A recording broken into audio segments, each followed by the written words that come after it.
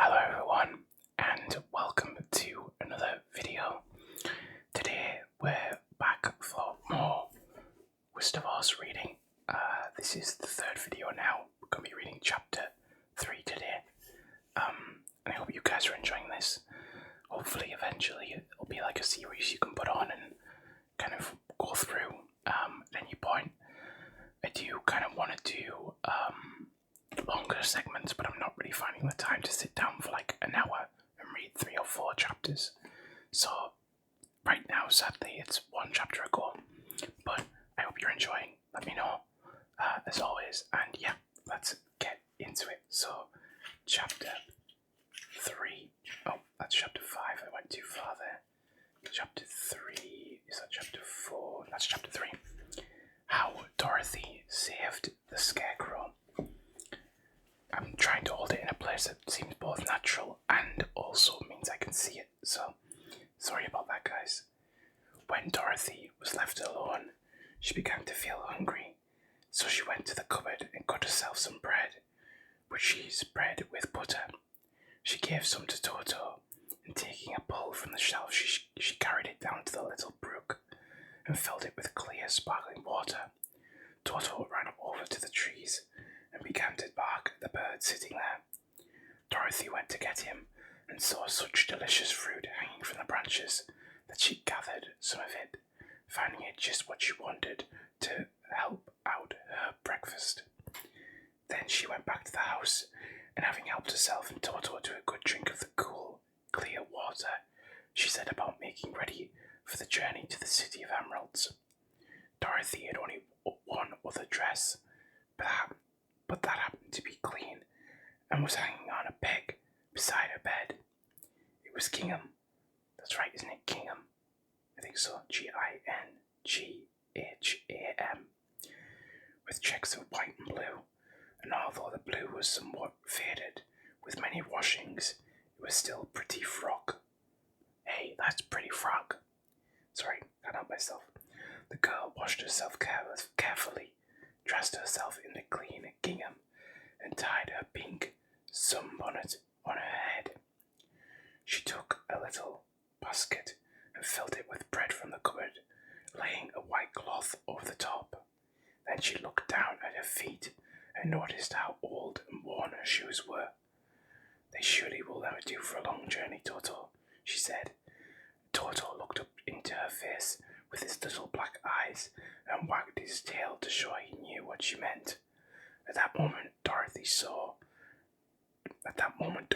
lying on the table the silver shoes. Oh my gosh, the silver shoes that belonged to the Witch of the East. "I wonder if they will fit me," she said to Toto. "They would be just the thing to take a long walk in, for they could not wear out." She took off her old leather shoes and tried on the silver ones, which fitted her as well as if they had been made for her. Finally, she picked up her basket. "Come along, Toto," she said. "We will go to the Emerald City and ask the Great Oz how to get back to Kansas again." She closed the door, locked it, and put the key carefully in the pocket of her dress, and so, with Toto trotting, say that 10 times. Toto trotting, that's quite, yeah, it's not actually that bad. Along, soberly behind her, she started on her journey. There were several roads nearby, but it did not take her long to find the one paved with yellow bricks. Within a short time, she was walking briskly toward the Emerald City, her silver shoes tinkling merrily on the hard yellow road bed. The sun shone bright and the birds sang sweetly, and Dorothy did not feel nearly so bad as you might think a little girl who had been suddenly whisked away from her own country and set down in the midst of a strange land. She was surprised as she walked along to see how pretty the country was about her. There were neat fences at the sides of the road, painted a dainty blue colour, and beyond them were fields of grain and vegetables in abundance. Evidently, the Munchkins were good farmers, and able to raise large crops. Once in a while, she would pass a house, and the people came out to look at her. Look at her and bow low as she went by, for everyone knew she had been the means of destroying the Wicked Witch and setting them free from bondage. The houses of the Munchkins were odd-looking dwellings, for each was round with a big dome for a roof. All were painted blue, for in this country of the East, blue was the favourite colour. Toward evening, when Dorothy was tired with her long walk and began to wonder where she would pass the night, she came to a house rather larger than the rest. On the green lawn before it, many men and women were dancing. 5 little fiddlers played as loudly as possible, and the people laughing and singing, while a big table nearby was loaded with delicious fruits and nuts, pies and cakes, and many other good things to eat. The people greeted Dorothy kindly and invited her to supper and to pass the night with them, for this was the home of one of the richest Munchkins in the land, and his friends were gathering with him to celebrate their freedom from the bondage of the Wicked Witch. Dorothy ate a hearty supper and was waited upon by the rich Munchkin himself, whose name was Bock. Oh my gosh, it's Bock. We deserve each other, me and Bock. Sorry, couldn't help myself. And she sat upon a settee and watched the people dance. When Bock... Sorry. I'll be an adult. When Bock saw the silver shoes, he said, "You must be a great sorceress." "Why?" asked the girl. "Because you wear silver shoes and have killed the Wicked Witch. Besides, you have white in your frock, and only witches and sorceresses wear white." "My dress is blue and white checked," said Dorothy, smoothing out the wrinkles in it. "It is kind of you to wear that," said Bock. "Blue is the colour of the Munchkins, and white is the witch colour, so we know you are a friendly witch." Dorothy did not know what to say to this, for all the people seemed to think her a witch, and she knew very well she was only an ordinary little girl who had come by the chance of a cyclone into a strange land. When she had tired watching the dancing, Bock led her into the house, where he gave her a room with a pretty bed in it. The sheets were made of blue cloth. Wow. And Dorothy slept soundly in them till morning, with Toto curled up on the blue rug beside her. She ate a hearty breakfast and watched a wee Munchkin baby who played with Toto and pulled his tail and crowed and laughed.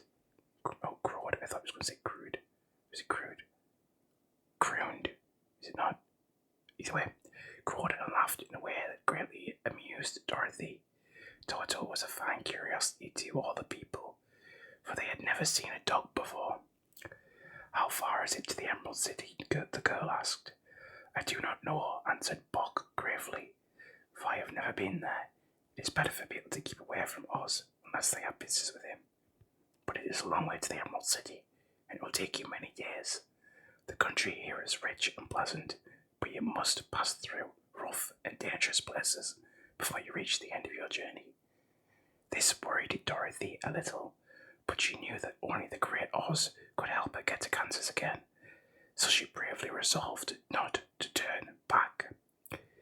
She bade her friends goodbye and again started along the road of yellow brick. When she had gone several miles, she thought she could stop to rest.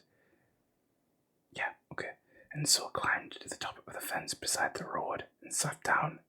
There was a great cornfield beyond the fence, and not far away she saw a scarecrow placed high on a pole to keep the birds from the ripe corn. Dorothy leaned her chin up her hand and gazed thoughtfully at the scarecrow. Its head was a small sack stuffed with straw, with eyes, nose, and mouth painted on it to represent a face. An old pointed blue hat that had belonged to some Munchkin was perched on his head, and the rest of the figure was a blue suit of clothes, worn and faded, which had been stuffed with straw. On the feet were some old boots with blue tops, such as every man wore in this country, and the figure was raised above the stalks of corn by means of the pole stuck up its back. While Dorothy was looking earnestly into the queer, painted face of the scarecrow, she was surprised to see one of the eyes slowly wink at her.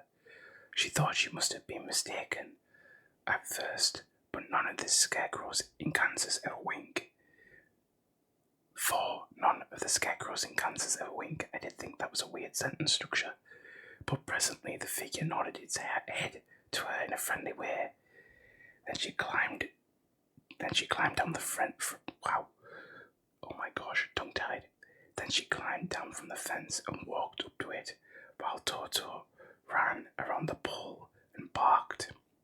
"Good day," said the scarecrow in a rather husky voice. Oh, sorry.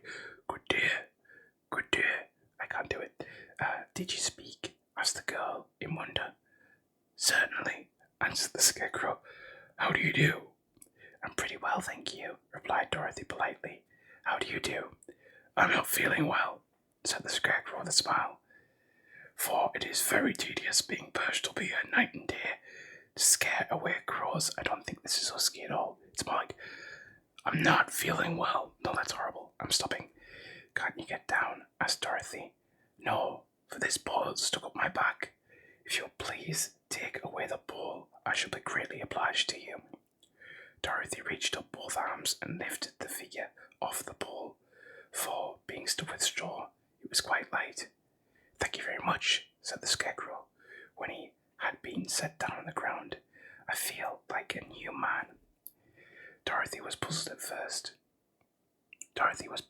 this, for it sounded queer to hear a stuffed man speak, and to see him bow and walk along beside her. "Who are you?" asked the scarecrow, when he had stretched himself and yawned. "And where are you going?"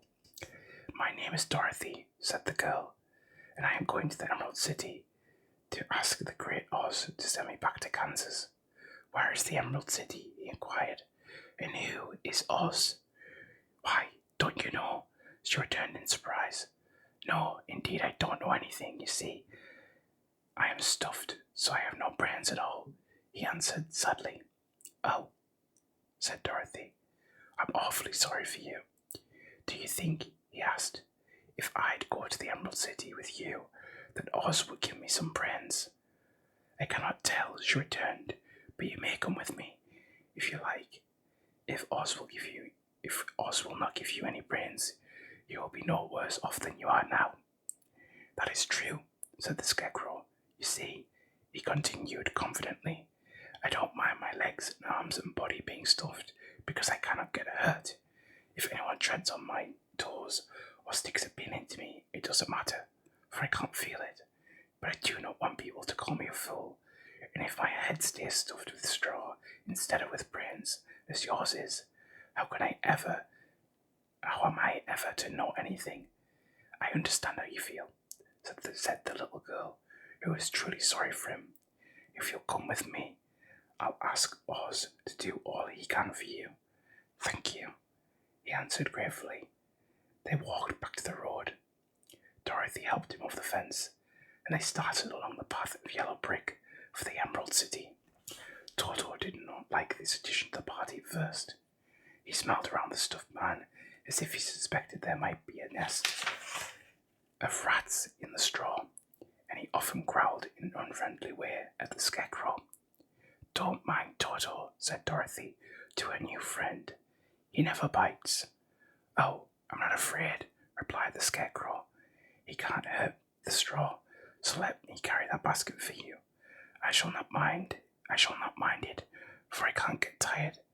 I'll tell you a secret," he continued as he walked along. "There's only one thing in the world I am afraid of." "What is that?" asked Dorothy. "The Munchkin farmer who made you." "No," answered the scarecrow. "It's a lighted match." Well, guys, that is chapter 3. Next time we'll be on to, of course, chapter 4. That is how chapters work. But I've got to be honest, I'm really enjoying just taking a little bit of time and reading with you guys. I hope you are too. It takes the thinking out of the video, but it gives you something that's fun content, and also, like, you can listen or you can turn off, and I think it's fun that way. So again, hope you guys are enjoying these. Let me know if you are. We'll keep them up. If so, well, I'm going to keep them up regardless, but I'll be more fervent on them if you guys are enjoying them too. So, thank you guys. I hope you have a great relax, great rest, great sleep, great whatever you're doing, great time zone. I'll see you soon for more. Bye, guys.